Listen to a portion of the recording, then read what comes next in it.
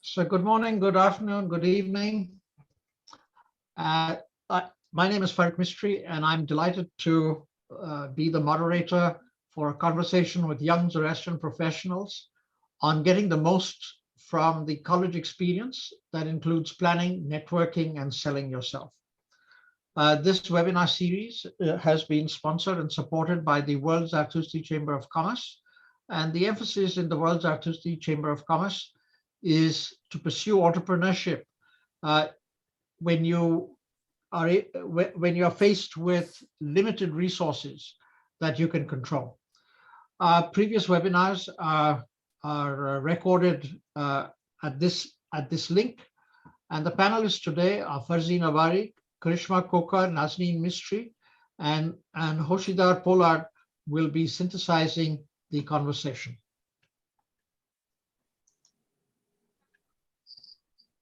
The conversation series for October for 2021-22 are as follows: on planning where to study, that was done on October the 24th, on November 28th, that's today, on getting the most out of the college experience. On December, we are going to have a special session on scholarships and funding for higher education. On January the 23rd, we will have a session on creating economic, social, and intellectual value. The emphasis being the difference between getting a job and having a career, the difference between a naukri and getting a career. And on February 27th, on being happy as a Zoroastrian graduate student away from home. The panelists will be Farzin Avari, Karishma Koka, Hosherdar Polad, and the synthesizer will be Nazneen Mistry.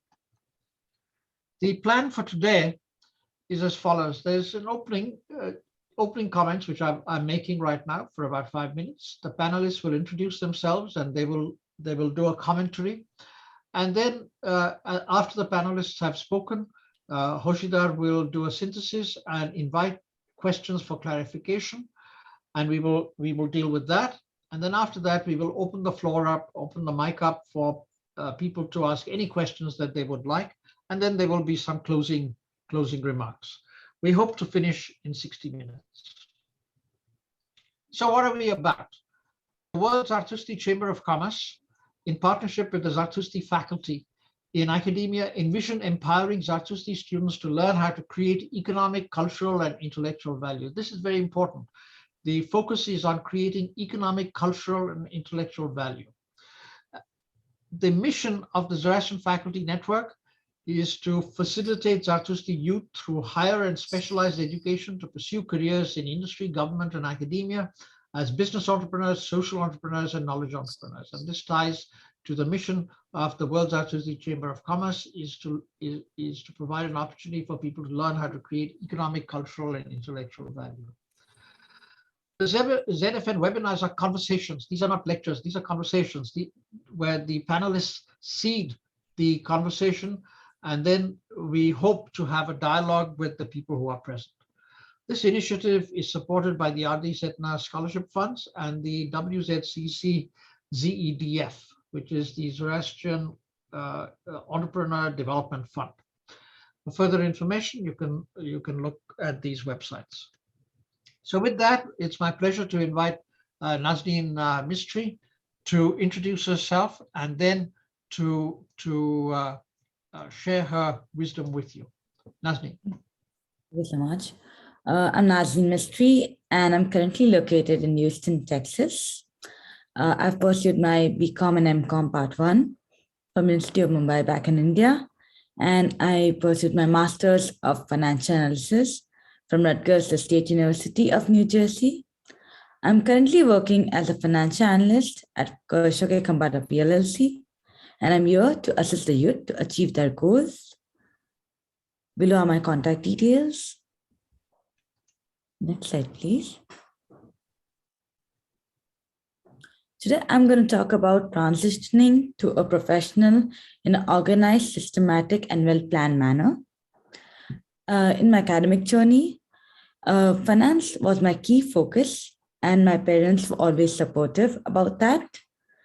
As a kid, I always knew that I liked maths and I wished to pursue my education in finance and accounting. And that's the reason why I pursued my bachelor's in accounting and my master's in finance. My motivation to get a graduate degree was to build a good career base and then excel in it further ahead. My influencers have always been my parents and my professors. In lessons from academic journey in the US, I suggest students to have a plan well in advance so that you could be able to be on time for your applications, not only for applications, but also for your preparation to leave your home and settle down well in whichever country you wish to pursue your education. I was pretty late for my admissions. I had put in my admissions during April and I had got my admit by May, which I was pursuing my course was starting in September, which was a very short period of time. And I realized that students should have a good plan well in advance so that nothing is last moment. I would also suggest you all to pursue a career in which you have keen interest and make the best use of online resources available for research, not only for your study material, also for your applications, not just for applications for colleges, also for your jobs. And you should always have consistency in grades because universities want to see consistency. They do not prefer a lot of students to have their grades up and down. In advancing career goals, what went well was that I pursued the right course. But what did not go well was the COVID situation that affected my job search. Currently, the situation is improving. In the next 1 or 2 years, by the time students would graduate, things are going to be different. So I won't say COVID would be an issue for you all at that point of time. I would also suggest you all to look out for growth opportunities, not just pursue a course which would have something like a specific area in it.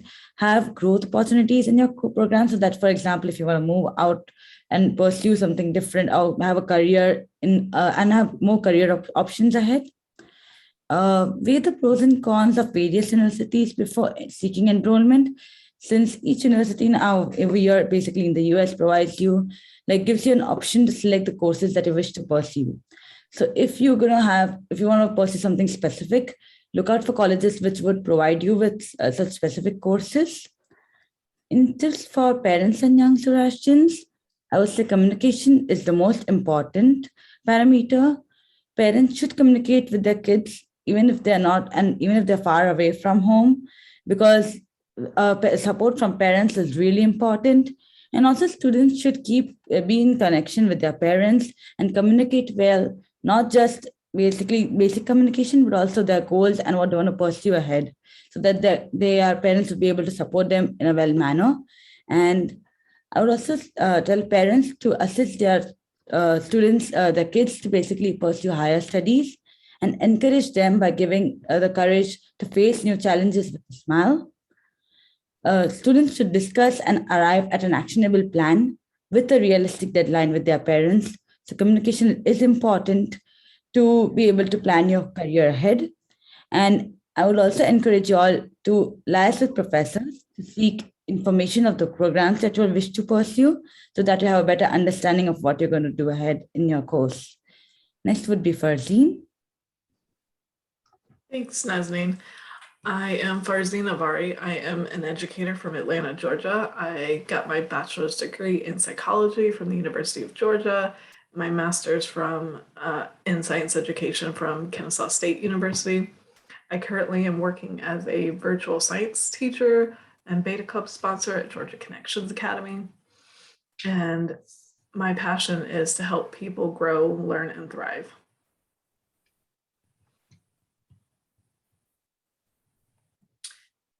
So my academic journey started in the home.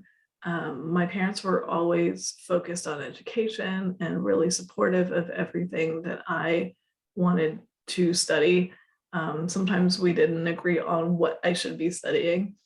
So per their advice, I started as a pre-med major looking at chemistry. And what I learned was I really enjoyed chemistry because it was like a puzzle. but I didn't really like the lab work as much. And so I felt like everything I was doing was surrounded with education. And so I then finished my degree and got a master's in science education. So I really feel like education chose me. My motivation to go to graduate school is I feel like learning is the only constant, and I always feel like there's more for me to learn. And my dream is to one day help teachers educate themselves to be better educators. My lessons from my academic journey, I really learned the importance of building relationships and not just collecting business cards. I take it upon myself to learn from everybody, to really watch what they're doing. And this comes from my student teaching. I was really focused on observing how other people were teaching and trying to incorporate that into my own practice.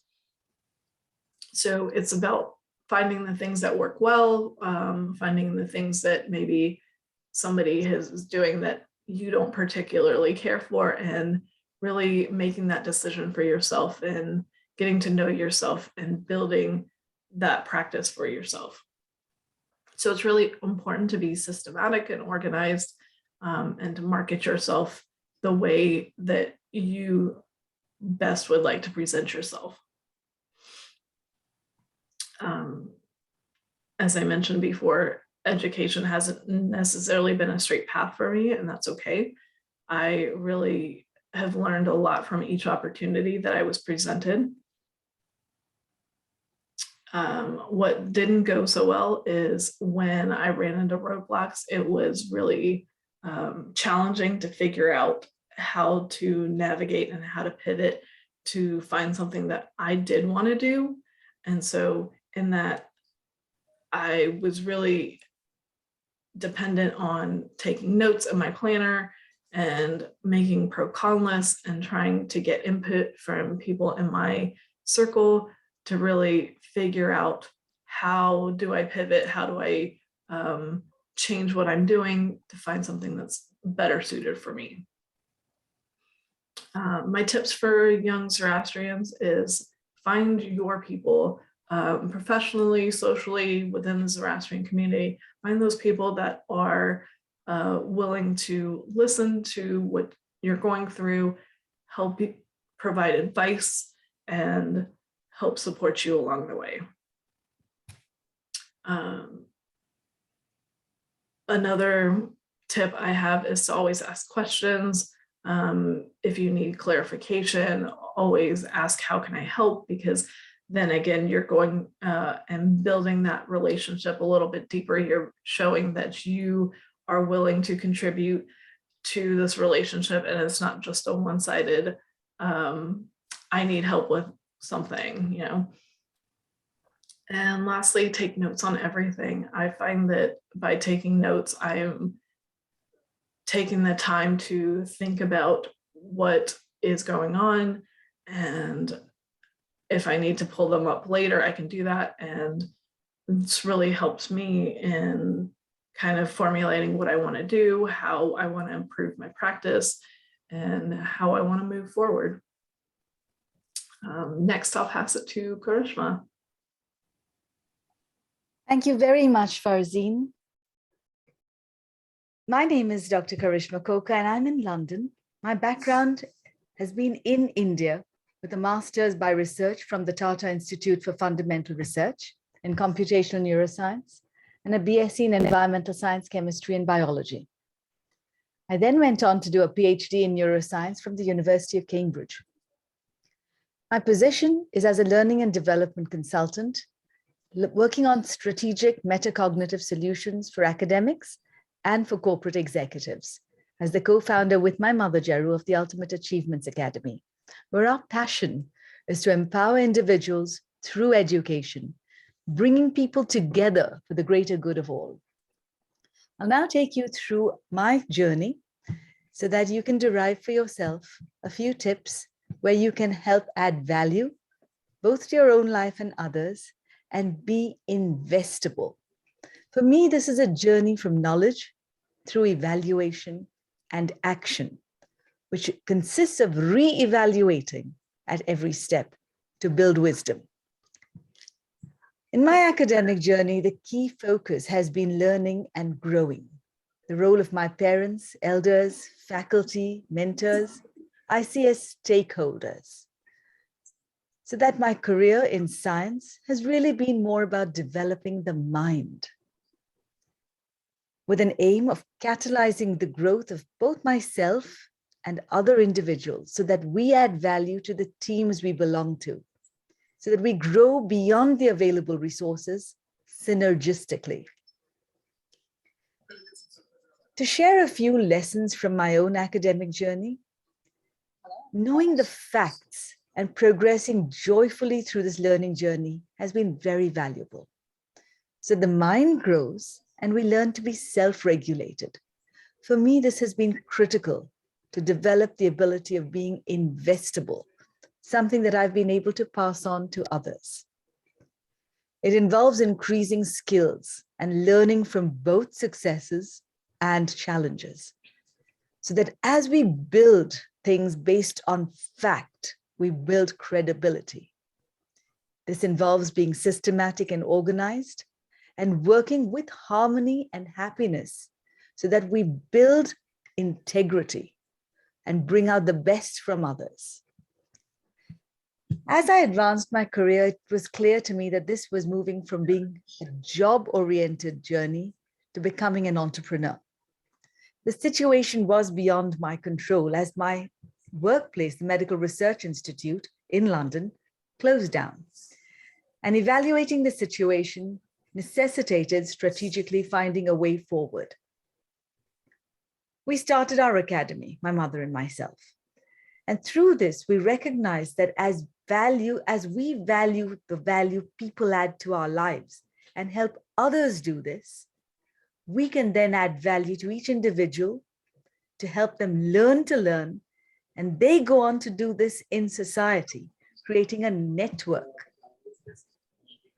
Therefore, my tips for young Zoroastrians and parents in this journey to grow as a team requires dialogue, a little bit like we're having in the Zoroastrian Faculty Network today, to discuss, to evaluate the situation, and to build resilience so that we can adapt to the changes and grow stronger through it.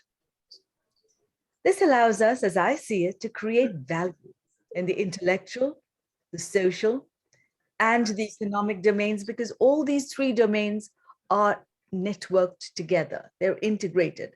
And in the sweet spot between them lies a great potential for growth, in which we learn to make choices to take good action. This is not a new concept. It's in the Gathas. In Yasna 30.2, Asho Zarathustra says to us, listen to the best teachings, reflect upon them with a bright intellect, so that we can decide to take good action that depends on the individual's circumstance. This quality of building integrity, taking good action, and then sharing with others is also in the Yatahu Vairyu, the Yahunavar, so that we build Kshatrim, desirable power and strength, both from the inside and reflecting in our surroundings, so that we can build goodness and share it with those who need, enabling and empowering them to continue this journey of adding value, being investable, and helping to invest in others, creating a joyful and very successful network. With that, may I please hand over to Hosherdar Polad, who will synthesize these thoughts for us from all our speakers. Thank you, Hosherdar. Yes, thank you very much, Karishma, and all the panelists. Before that, my name is Hosherdar Polad, and I'm currently located in the Waterloo region of Canada. My educational background is I have a bachelor's in the financial markets and a master's in business management from the University of Mumbai. and also have a post-graduation degree in Human Resource Management from Conestoga Business School out here in Canada. Currently, I'm a Human Resource Advisor at Dalhousie University, and my passion is giving back to the community in any way I can. Those are my contact informations, and please feel free to link with me on LinkedIn so that we can continue our conversation ahead. And if you have any questions even after the presentation. So let us move on to the synthesizing of all our three lovely panelists today, starting with Nazneen, who touched upon the beautiful subject of translating to a professional. So first point out there to mention is plan and advance your career path. And with that, interlinked is keeping communication with your parents on your goals that you have set out in your plans. So whenever you're planning, as Nazneen mentioned, to have an actionable plan with realistic deadlines and outcomes. To have a plan is important, but also to meet the deadlines you have set is critical in achieving the plan. And lastly, educating your parents and making them grow with you in your education journey and you're transferring to a professional life is really important. Being the 21st century, growing your parents is really important as well. After you're transferred to a professional life, Farzin touched upon building relationships, be it in your professional or personal life. Starting off with surround yourself with positive people that have a positive attitude for you to grow as well. A beautiful point mentioned by Farzin was create deep relationships. It's not about just collecting business cards, as Farzin mentioned. It's about creating relationships for a lifetime. To create deep relationships, you first have to be comfortable with yourself and then reach out to people. And a beautiful point mentioned out there by Farzin was, how can I help in the relationship as well, is really important when you form a relationship. And to conclude, communication is a two-way street, and it's the essence of building any relationship. That's really important. Moving on to Karishma's slides. Knowledge, evaluation, and action put very well together by Karishma after you transfer to a professional, building relationships, and then gaining the knowledge, evaluating and evolving, and then putting into action. So add value to whatever you do in life, be it in your personal, professional, as well as academic journey. Then be systematic and organized is key, as Farzin mentioned, to set out a plan and be systematic and organized. As we all know that change is the only constant, and to self-regulate and analyze yourself in your journey is important, and to be adaptive to the change that is taking place around you and also in your surrounding environments. Ethics and to be integrity is really important in the core of ZFN, and to be investable and robust is really crucial. People should see the value in you to be investable and robust. To conclude the synthesis, we have three beautiful lines that we can summarize with that can relate to all three panelists. Starting off with the first line, starting together is a beginning. Working together with people and yourself is success. And keeping yourself together is progress. With that, I finish my synthesis and open this discussion. If you all have any questions, please feel free to put in the chat box, and to direct your questions to the panelists, please write their name, or please feel free to unmute yourself and ask the questions. Thank you very much to all three of our lovely panelists. And now we can open it up for discussion. Thank you very much.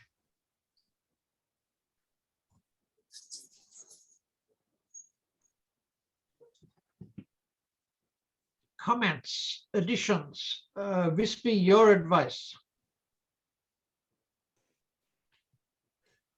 This was a great webinar. First of all, I would say the points which were discussed in it were very important. That I think first point that I realized after coming here is that we should surround us with positive people, because by coming over here at Northeastern, my atmosphere has changed. So it has really helped me out. And it was again a fantastic webinar that would actually help our youth to develop. So these were my comments. Thank you. Karen, Zain, Redmi Note 8. Anybody? Yes, so this Go was ahead. a really informative Turn on your webinar. camera so we can see you also. So thank you for that. Okay, so the point which I really liked was to learn and grow, which was said by Dr. Karishma and even Nazneen, that we should learn and grow with also our parents. Another thing was to build credibility and increase skills, which was a really great point. And something new was about adding value by helping individuals to learn. So that was really a nice thing which I learned today. Great. Karen. Yes, there's actually a question for Karishma in the chat put by Karen. Is Karishma, what motivated you to take the path of entrepreneurship?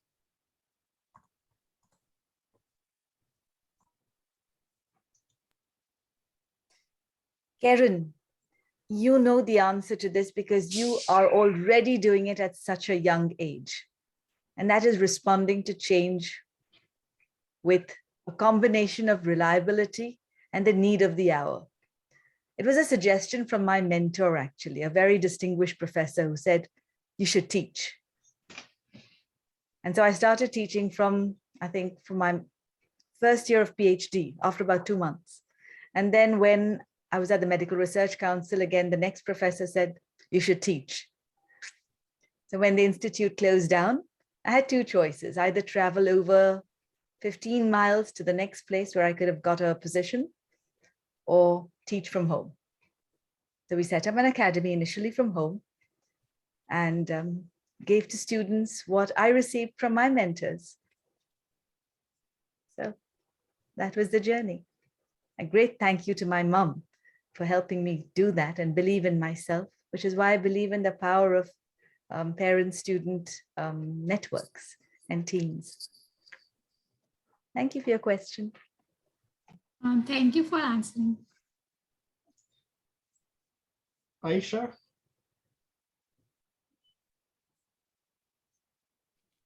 Yeah, so I was just typing out the question, but I guess I'll say it. This is coming from where I'm at right now. So I'm just wondering what the panelists think about it. How do you find a balance between volunteering your time to mentor people, to build relationships, to do so much more that we want to do? Of course, that is a commitment that I have too. And also valuing your professional time and your time to do your work. So how do you balance that? Karishma first. For me, it's one big joyful merry-go-round. So it's not a job. For me, teaching and mentoring and learning at the same time from those whom I partner with, I see it as a dialogue, is just such a joy that it's an ongoing process. So even the volunteering work I do, I see it as a learning and a journey of dialogue. And the wealth of knowledge one receives from the process of mentoring, whether it be with a remuneration or as a process of volunteering, I see it contributing to the rest of the processes. So I tend not to demarcate. I'm very structured, very organized with a timetable, But when need arises, I will be as flexible as needed to give at that moment to whoever needs. So I suppose flexibility and constantly working around a discipline. Farzin? That's a really good question, Aisha. It's something that I'm still working on being better at, but what I have done the past couple of years, which has been helpful, is I've marked certain portions of my time for things. So work is often very stressful for me because I have so many students teaching virtually. And so I try to make sure that I end my workday at 4, and then I have time to dedicate to Zyna or to other projects that I'm working on. And it doesn't always work, but it's better than, just kind of not having a plan to begin with. Nazneen? I would say it's not it's not like a duty. I do not take it as a duty. I just take it as giving back to the community. And this is basically that I do on the weekends, and weekdays, of course, stressful with work. So I would say weekends are the only time that I get to catch up with my friends or with the community. Anybody else? Because I think the question that Aisha has posed is an extremely important question, and it affects all our lives. So, Behram, you've been juggling your being a doctor plus all the stuff that you do with Fazana. I'm sure you have advice. Yeah, thanks for that question, Aisha. I've given up a few things in life. For example, I've stopped watching TV completely. That saves me a lot of time, which I can devote to things I really enjoy doing.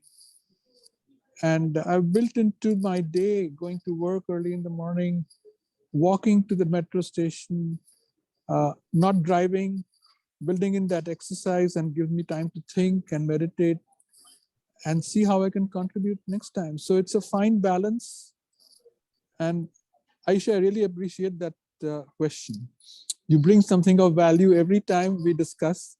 Last time you brought the concept of pandemic as portal with the movie from the recitation by Arundhati Roy, and I've taken that up and I'm moving forward with it. So these contributions, these conversations are very empowering, and I appreciate all the youth, Zoroastrian youth, who join us on this forum. Thank you. Great. Idil, Yazdi, Mehran, on how you manage your time. Hi, sorry for being late. I had a defense of a graduate student at Sharif, but I joined a little late and I'm enjoying the conversations. And I think volunteering is part of our lives, especially for Zoroastrians, because we take so much from others and the rest of the universe. So we have to give things back, not necessarily for ourselves, but to just be part of the whole universe.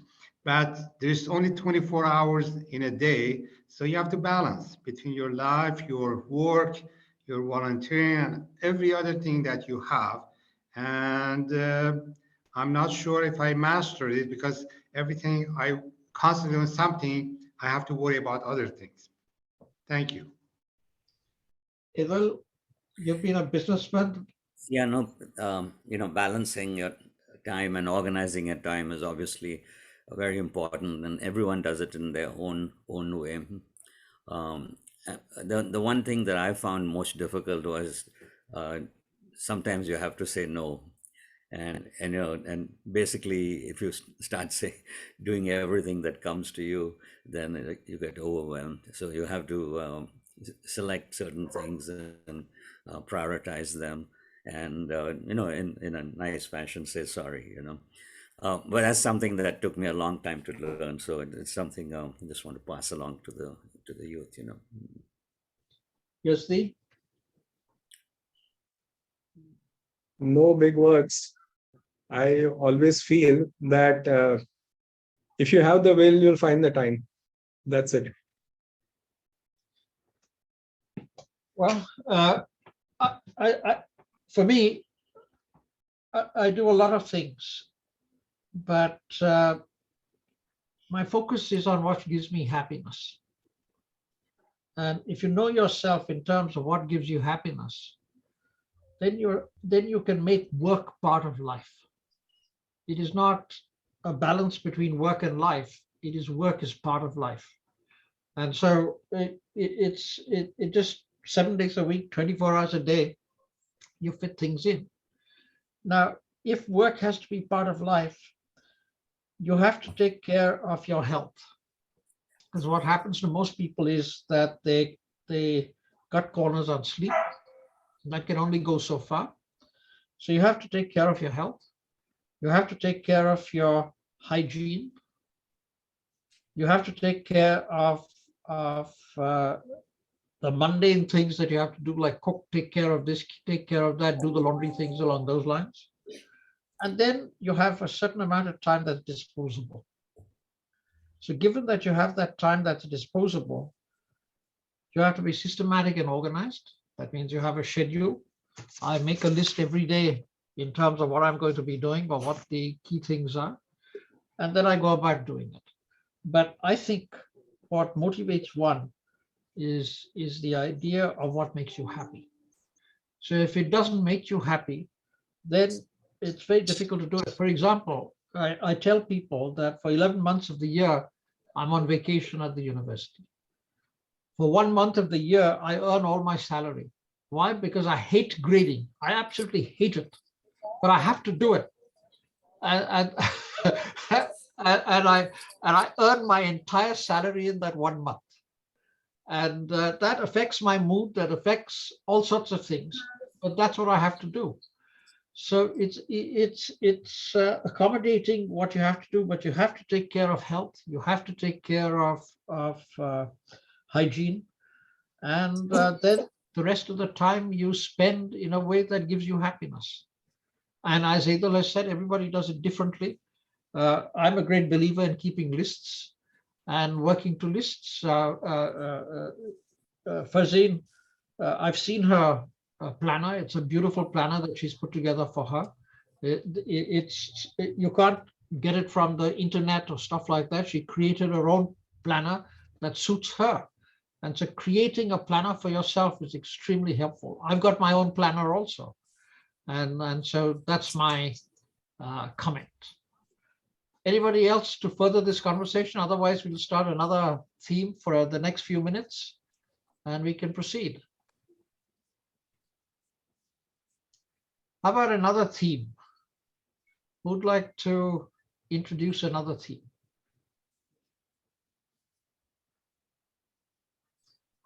Mehran?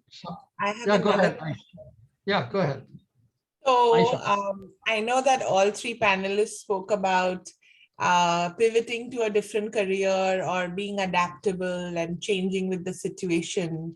So I know I've had to do it in my career too. And this pandemic has brought us to, we don't have an option. We have to adapt. So just thinking about that, what advice do you have for people who, like you said, have a goal in mind, have a career path, have spoken to their parents, have decided everything, and now life throws you a curveball. So how do you, what do you do? I mean, how did you do it in your journey? Nazneen, go ahead. I would just like to say, don't give up. Because if you're going to give up, then nothing's going to happen. So you rather just wait and maybe divert yourself. Like when it affected my job search, I started doing courses online, like few things that would help me get a better job, get me well versed with what my career, like for example, going into digital courses which are there. LinkedIn has so many courses for students to go through. So it's not like you don't have nothing to do. You've got a lot of things to do, but you need to know what to do at the right time. Great. Farzin? For me, it was about trying things that were out of my comfort zone, trying new things, not being hesitant to kind of do things that scare me. For instance, this job that I currently have, I started with them about 1.5 years before the pandemic. And when I was at this crossroads, I was given 2 job offers the same week. This one happened to be virtual. The other one happened to be 2 hours down the road. So I was trying to balance what each job could give me in terms of what I wanted from my life, and being that it was before the pandemic started, everybody in my circle was saying, why do you want to teach virtually? What is that doing for you? How is this going to help you? How do you teach science virtually? And you know, even my teacher friends were skeptical. And I just really liked the work-life balance that it gave me, staying home. I could work from home every day. I only go into the office once a month, and I like that kind of a balance. And it was something new, something I hadn't tried before, but I felt like with the experience that I had teaching before, that it was something I could take on, even if it was new and different and scary. And it really worked out, because when the pandemic hit, I was set. Everybody else was scrambling to get stuff together, and nothing really changed for me. And so I feel like I made a really good decision. I still really like the school that I'm a part of. But the thing that I kept telling everybody was, it's a year contract. If I don't like it, I don't have to do it again next year. And I can try something different. But right now, this looks better than the alternative that I have. Karishma? Aisha, that's a deep and constant question, because I think life constantly is all about change. You're an exemplary model of this yourself, I think, from what little I know about you. But I'll give it to you in the terms of how I see it. We talked about Yasna 30.2. Listen. That listening, from what I know, is the listening from within, coupled with what Farrokh said, which is to know oneself, and the listen to what's happening around us. Then we have a very beautiful concept in the Gathas, which is in 48.4, where Asho Zarathustra says, take steps based on your belief. Now, this comes back to what Farrokh has told us, to identify what is within our control and not worry about what is not in our control. For me, this is mathematics. In integration, we learn this. Take small steps, integrate under the curve, get a fantastic outcome. But each small step is key. So that's how I tend to work with each challenge. Identify the small steps that we can take that are under our control. And then I sort of weigh it up, pros and cons for each thing, and then do what has the least harm. Ideally, that has no harm. That's my approach. So I'd like to piggyback on what Karishma has said. Aisha and the panel and the people here, de Bono has come up with something called a plus minus interesting, and that ties in with Yasna 30.2 as well. So what you do is you write the issue at the top, and then you write down all the pluses that you can think of, all the minuses that you can think about. Then show it to your partner or your parents or whoever it is, and say, can you add to the pluses and the minuses out here? And then what you do is you say, all right, I will look at these pluses and these minuses. On the one hand, this, on the other hand, this. And then based on that weighing, you consciously say, that's what I'm going to be doing. And you're being systematic, you're being organized. And if you really think about it, all the Amisha Spenthas come into play out there. The Bahumana is there, Asha Vahista is there, because you have to know yourself in terms of what you're going to be doing. so all the Amish Spenters come into that. Amrita comes into that because that's the long-term goal that you're going to proceed, but you're going to proceed in small steps. With the Amish Spenters, the rational mind and the intuitive mind are also called into play. The rational mind being the one where you laid the pluses and the minuses. The intuitive mind tying it to your values and saying, this is what I think is right for me. Because in the end, it's the intuitive mind that's going to tell you when the rational mind fails, that means everything is equal. It's the intuitive mind that's going to tell you that is what you should be doing. Your inside will tell you that that's the right thing to do. So I find the de Bono's plus minus interesting, tied to Zoroastrian doctrine, including the Amish Spenters, to be a very useful tool.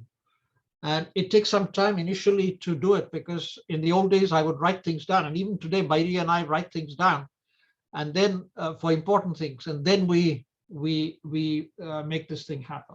So you may like to think in terms of looking at the PMI. All right, I think we've come to the almost to the end. We've got 5 minutes, so let me share my screen and invite people to say their last comments. So Farzin, first. I think something that a lot of us touched on was being systematic and organized and using that in order to market yourself. I think that's the way that I go about trying to help myself and help others learn, grow, and thrive. Karishma. As a student, when we are absolutely real about our journey, it shows and carries throughout life. And the lessons we practice as students, I find we seem to benefit from at every step of our life, whether we are taking calculated risks or actually working on absolute fact. The mind is able to gain the growing experience and then implement it very beautifully at every step. Nazneen. I would just like to say thank you so much for having me a part of the panel for this discussion. And I hope that the students who have not been able to attend this webinar go through our recordings, which we are posting on YouTube, and make use of those recordings and get in touch with us if they require any assistance from our end. Thank you. Yes, Steve. Yeah, another great session. And as I keep saying, please spread the word. Visit our website, register there so you get the updates on a regular basis on scholarships, internships, further opportunities, and also our YouTube channel, which is available online on YouTube at bit.ly/ZFN YouTube. Thank you. Well, my closing comment is that I'd like Idil to close this session. Okay. Yeah, no, thank you very much. As usual, the participants all contributed a lot, and all of us learn from it, and especially the children who are looking into higher education. Just to try to sum up what we've talked about. Once you have an objective, a goal, you decide on it. What's very important is the persistence. Okay, but the journey, goes in various different ways. So you have to be flexible. And the third thing I would say is that act now, don't procrastinate. Put all the things down together, but take action. So if you're persistent, flexible, and take action, you'll get to where you want to go, I think. Okay. Thank you.